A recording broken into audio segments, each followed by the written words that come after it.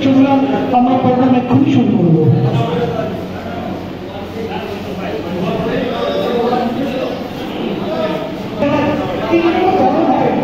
কিছুটা আন্দোলনের তৈরি হয়, তো আমরা তো চাইছি না।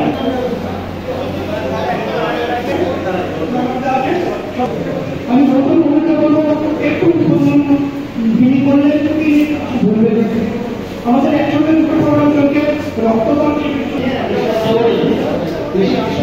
উদ্যোগে যে বৃক্ষরোপণ কর্মসূচি এবং এই অনুষ্ঠানে উপস্থিত হতে পেরে আমি নিজেকে সম্মানিত বোধ করি।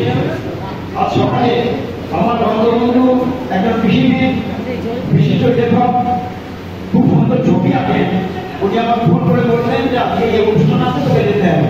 আমি তৎক্ষণাৎ রাজি হয়ে গেছি। আমি এই অনুষ্ঠানে প্রথমে সম্মানিত করছি নদিয়া জেলার সুনাগরিক বিশিষ্ট সমাজসেবী শ্রী রামচন্দ্র মহাশয়কে। তিনি এই বয়সেও এই অনুষ্ঠানে উপস্থিত হয়ে আমাদের সম্মানিত করেছেন।